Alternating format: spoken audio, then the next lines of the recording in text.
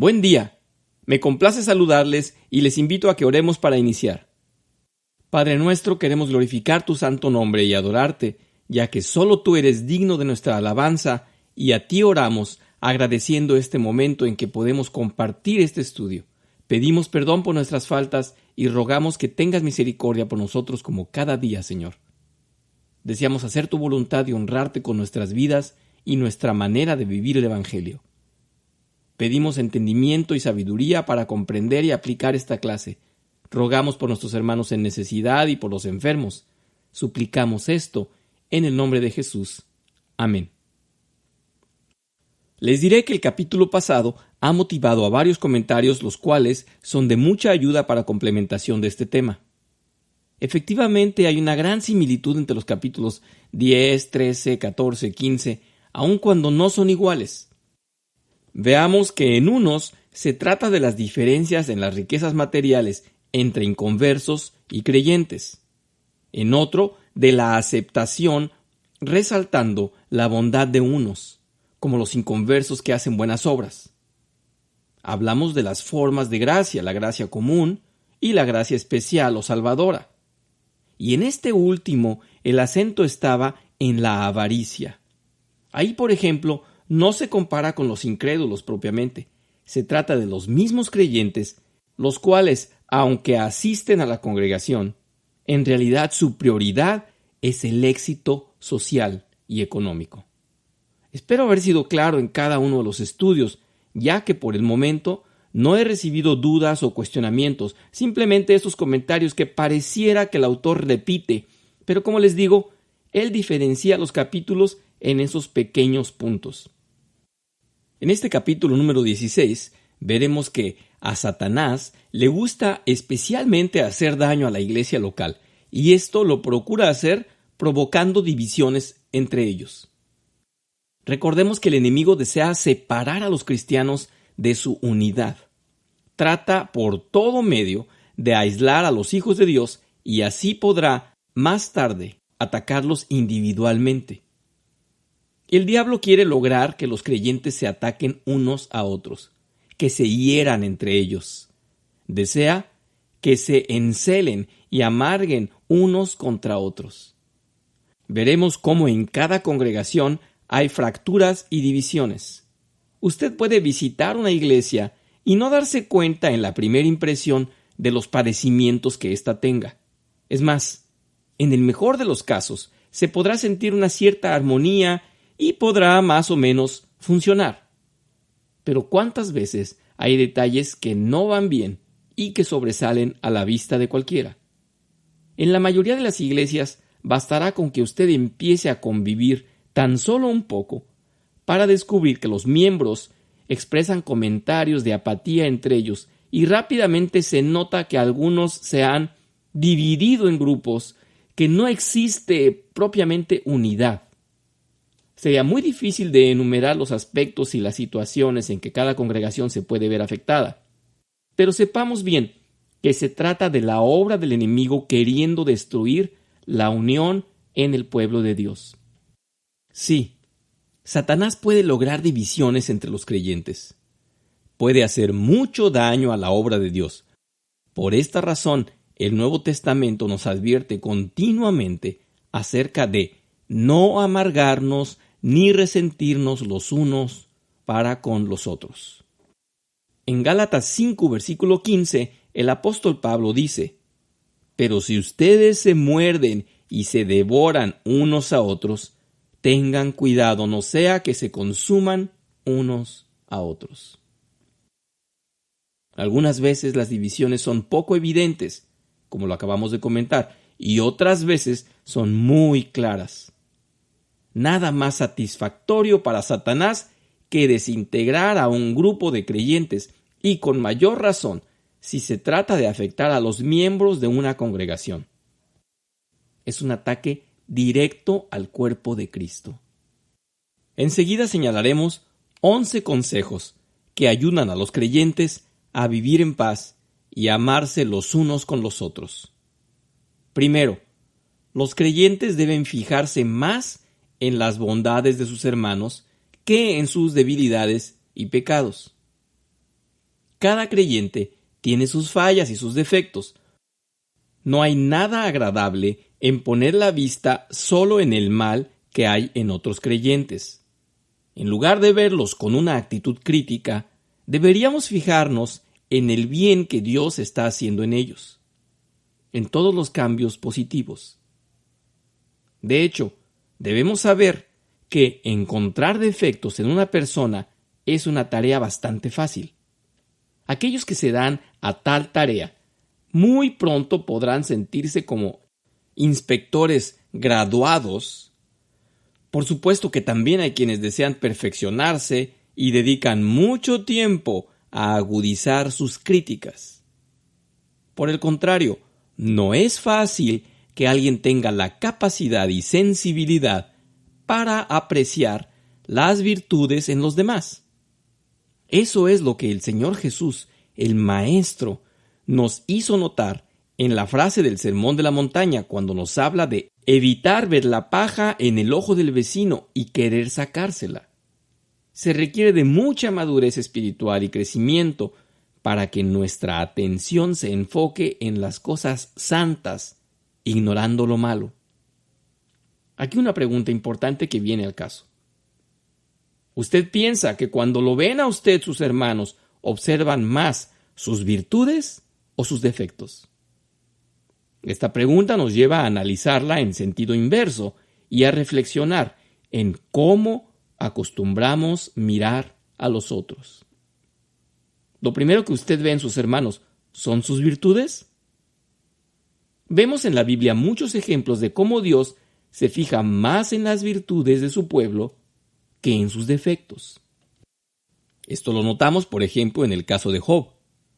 No hay duda de que Job se enojó y trató de justificarse a sí mismo bajo la presión de sus problemas.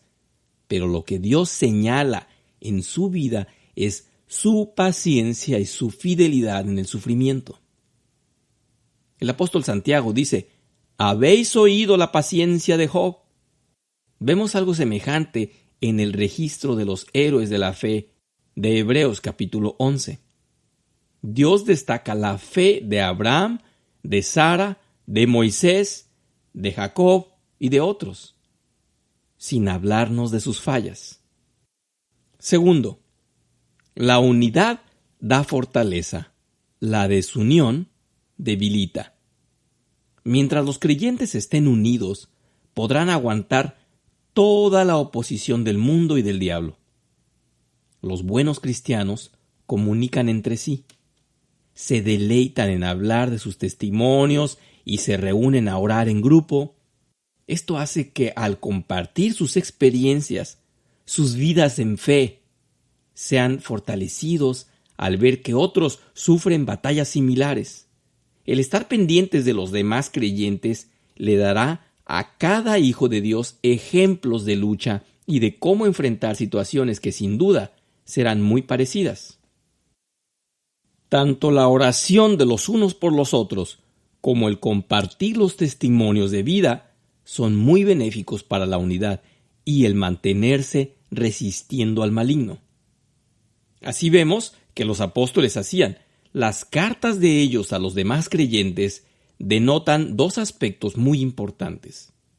Externaban su amor, enviándoles saludos y deseándoles bendiciones, y además daban fe de cuánto sufrían y de las tribulaciones que les acontecían. Pedro en sus cartas, por ejemplo, anima a los que estaban en persecución y les recuerda que ese camino es el correcto. Llevando con ellos el Evangelio, cualquier sufrimiento es soportable, pues el paso de este mundo es mirando al mundo venidero en el cual se encuentra la gloria. Pablo no es diferente, pues da descripción de su sufrimiento en la cárcel y relata su enfrentamiento a los judíos, pero sigue animando a los cristianos de las iglesias que le conocían, recordándoles que por ellos oraba constantemente. No podemos dudar de que los creyentes de ese tiempo, al recibir las cartas de los apóstoles, se avivaban en el espíritu y experimentaban esa comunión, pese a la distancia que les separaba. Satanás podía muy poco al intentar entrar en las vidas de esos creyentes apasionados y reforzados por los exhortos santos que recibían los unos de los otros. Cuando están divididos, los creyentes no pueden mantenerse firmes ante las pruebas más sencillas. Es por eso que el apóstol Pablo nos exhorta a que mantengamos la unidad en el Espíritu. En Efesios 4, versículos del 1 al 3, se expresa: Yo, pues, prisionero del Señor, les ruego que ustedes vivan de una manera digna de la vocación con que han sido llamados, que vivan con toda humildad y mansedumbre, con paciencia, soportándose unos a otros en amor, esforzándose por preservar la unidad del Espíritu en el vínculo de la paz. Tercero, Dios ha ordenado a todos los creyentes a que se amen los unos a los otros. En esto no podemos decir que se nos deja a nuestra voluntad y que es simplemente un consejo benigno y amable. Como hemos comentado en otros tratados, los cristianos somos como miembros de un mismo cuerpo, como tales estamos unidos y deberíamos funcionar en la mejor de las maneras juntos. Ahora bien, mismo si no todos los creyentes somos íntimos amigos, por lo menos nos debemos de procurar amor y tratarnos de la mejor manera. Sabemos que el codo está más cerca de la mano y el hombro está muy cerca del pecho, pero los cristianos, aunque no tengan con algunos la más cercana amistad, deben de permanecer respetándose y cuidándose los unos de los otros. Un ejercicio digno y bueno es el orar por nuestros hermanos con quienes convivimos menos, y así cultivar ese amor que aparentemente nos cuesta cierto esfuerzo. Nunca olvidemos que el amarnos los unos a los otros es una orden, un deseo de nuestro Dios. En Juan, capítulo 13, versículos del 34 al 35, dice: Un mandamiento nuevo os doy, que os améis unos a otros. En esto conocerán todos que sois mis discípulos, si tuviereis amor los unos por los otros. Adelante, en Juan 15, versículo 12, dice: Este es mi mandamiento, que os améis los unos a los otros como yo os he amado. En Romanos 13, versículo 8, No debáis a nadie nada, sino amaros unos a otros, porque el que ama al prójimo cumplió la ley. El escritor del libro de los Hebreos dice que ese amor es un amor de hermanos. Hebreos 13, versículo 1 dice: permanezca el amor fraternal. En Primera de Juan, capítulo 4, versículos del 7 al 8.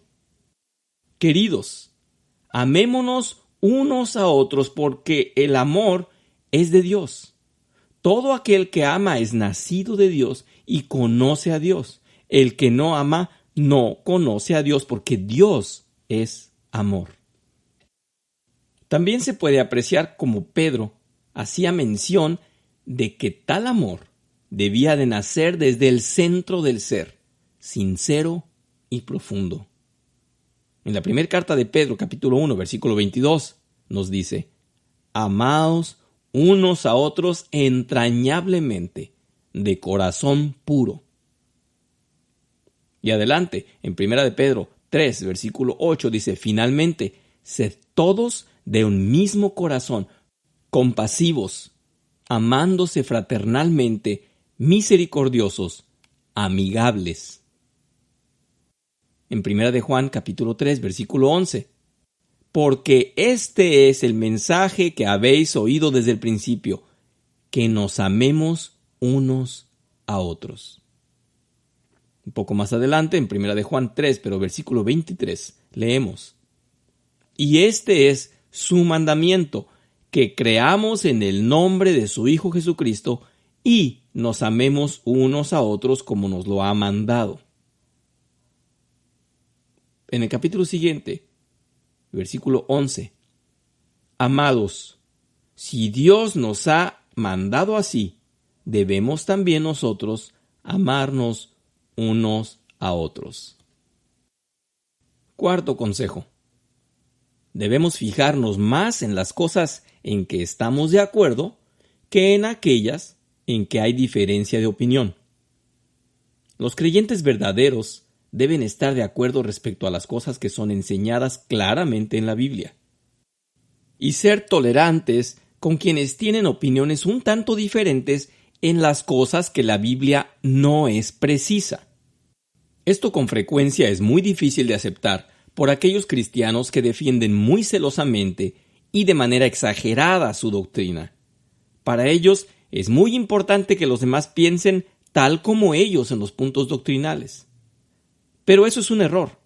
Resulta imposible que todos piensen igual en todo. En el mejor de los casos, la doctrina se va aprendiendo y se depura con la práctica y el crecimiento espiritual, pero ello puede tomar muchos años. La palabra de Dios enseña las cosas más importantes en forma muy explícita y sin dejar dudas. Ello debería ser suficiente para permanecer unidos, comprendiendo lo mismo en cuanto a las doctrinas fundamentales. A medida que uno profundiza en más aspectos teológicos, se va encontrando con que el discernimiento no lo buscan todos los hijos de Dios. La mayoría se forja su propia doctrina y surgen las discusiones. Mismo entre los estudiosos hay puntos que difieren y entonces discuten también.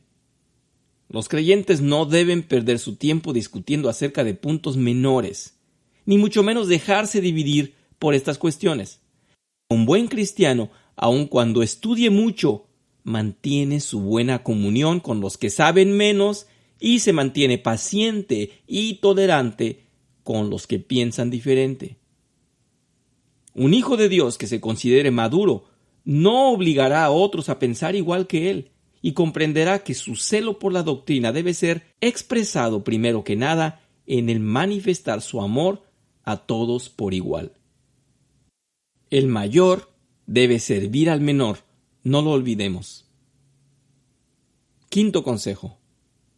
Dios ama la paz y los creyentes deben estar en paz los unos con los otros. Dios es el Dios de paz.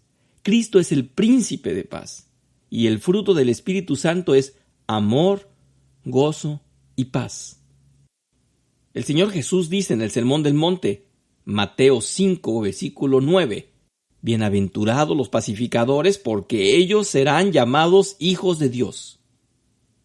Aquí debemos insistir, usted puede tener entrañables amigos entre sus hermanos y sentir más deleite al convivir con ciertos de ellos, pero con el resto no debe existir rencor ni distanciamiento. Han de prevalecer la tolerancia y el respeto. Ello dará muestra de cuánto intentan amarse y obedecer en humildad la voluntad de Dios. Por supuesto que será una victoria desafiar así al enemigo. Nunca hay que olvidar que cuando los creyentes viven en paz, los unos con los otros, gozan de la especial bendición de Dios. Sexto consejo. Los creyentes deben poner mucho cuidado en mantener su paz con Dios. Esto quiere decir que deben confesar sus pecados y arrepentirse cada día. Si no mantienen la paz con Dios, no tendrán la paz con los demás creyentes. No puede haber descanso en un alma que pertenece a Dios si hay pecado en ella. Cuando el Espíritu Santo mora en una persona, no le permitirá gozar de paz hasta que haya confesado sus pecados. Y un creyente en buena comunión con su Dios no estará vulnerable al ataque del diablo. Podemos leer en Proverbios 16, versículo 7. Cuando los caminos de los hombres son agradables a Jehová, aun a sus enemigos pacificará con él. Séptimo consejo. Los creyentes deben guardar en mente que forman parte de una unidad espiritual con los demás creyentes y que son hermanos en Cristo. Esta consideración le condujo a Abraham a decir a Lot: «No haya ahora altercado entre tú y yo, porque somos hermanos». Esto está en Génesis 13, versículo 8. Mantenga este pensamiento del que hemos hablado. Los miembros de una iglesia local no deben olvidarse de que son miembros de un cuerpo. Su relación es semejante a la que existe entre los miembros de un cuerpo humano. Cada miembro del cuerpo humano ayuda a las otras partes del cuerpo. Cada miembro recibe fuerza y sostén de los demás. Así debe ser entre los creyentes. El Salmo 133, versículo 1, dice: «Mirad cuán bueno y cuán delicioso es habitar los hermanos juntos y en armonía». La iglesia, como cuerpo de Cristo, debe de orar en conjunto y no solamente reunirse durante los sermones o los estudios bíblicos. La oración en grupo proclama y manifiesta la unidad del pueblo de Dios. Octavo, la desunión entre los creyentes en la iglesia local hace mucho daño a la obra de Dios. La división entre ellos es el triunfo del diablo. Dios es deshonrado y su nombre no recibe gloria cuando los creyentes discuten entre sí. Tantas y tantas discusiones son totalmente posibles de evitar e innecesarias. Una de las muestras de amor más evidentes es el cuidar de no llegar a acalorarse y no alentar los malos ánimos. El más maduro de los hermanos buscará la manera de llegar a disolver las diferencias con humildad y paciencia. La mala convivencia entre los hijos de Dios representa un mal testimonio para los incrédulos, ya que inevitablemente algunos buscadores del reino serán desanimados cuando vean estas cosas entre nosotros. Noveno consejo. Debemos ser los primeros en procurar diligentemente la paz y la unidad. No debemos esperar a que otros lo hagan. Podemos leer en el libro de Hebreos, capítulo 12, versículo 14. «Seguid la paz con todos y la santidad». En el libro de Romanos, capítulo 14, versículo 19. «Así que sigamos lo que contribuye a la paz y a la mutua edificación». Con el uso de la palabra seguid, el apóstol enfatiza la necesidad de que busquemos la paz tan ordenadamente como el cazador persigue a su presa, sin descanso, hasta conseguirla. Es necesario que como hijos de Dios nos entrenemos en esto, que practiquemos para llegar a lograr ser pacificadores. El inconverso suele tomar cualquier oportunidad para hacer lucir su fuerza, sus argumentos, y todo por defender su orgullo, mismo por encima de la razón. Un creyente maduro llegará a humillarse y ceder incluso a sus derechos por conseguir la paz. Otro remedio contra este tipo de ataques del diablo es juzgarnos a nosotros mismos antes que a otros. Los que practican el autoexamen y se juzgan a sí mismos tienen mucho cuidado en su manera de juzgar a los demás. Esto no es dado de manera automática como la conversión. La santidad, recuerden, se trabaja. En Juan 7, versículo 24, leemos: «No juzgues según las apariencias, sino juzgad con justo juicio». En Mateo 7, versículos del 1 al 2, «No juzguen para que no sean juzgados, porque con el juicio que juzguen serán juzgados, y con la medida que midan serán medidos. El que come, no menosprecie al que no come.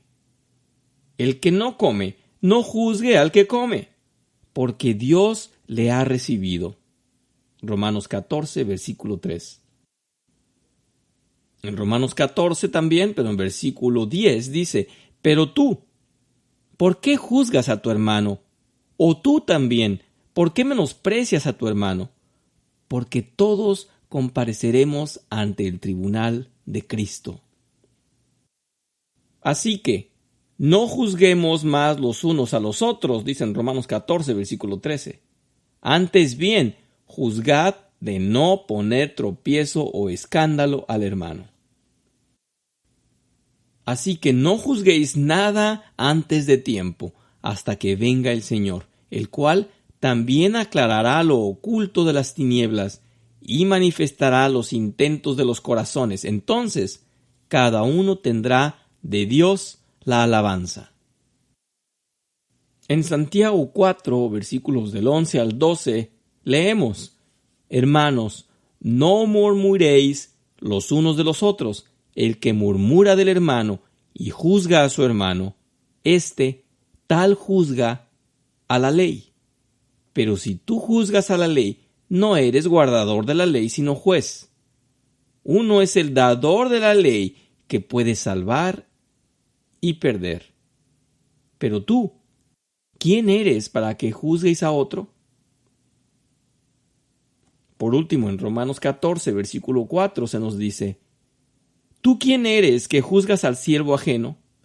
Para su propio Señor está en pie o cae, pero estará firme, porque poderoso es el Señor para hacerle estar firme. 11º consejo: los creyentes deben vestirse de humildad. En Filipenses 4, versículo 3, el apóstol Pablo dice: Nada hagan por contienda o por vanagloria, antes bien en humildad, estimándonos inferiores los unos ante los otros. El creyente humilde, que puede ver el mal de su propio corazón, puede ver el bien que Dios está realizando en otros.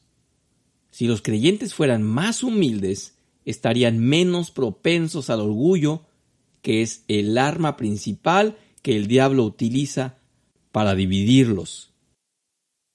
Padre nuestro, agradecemos este tiempo de estudio y los consejos recibidos para resistir con ellos al maligno, quien acecha contra tu iglesia. Queremos que nos protejas y guardes nuestras mentes y corazones para estar atentos y firmes cuando Satanás intente persuadirnos. Bendícenos, Señor. Perdónanos tus pecados. Sé con nosotros cada día. En el nombre de Cristo Jesús lo pedimos. Amén.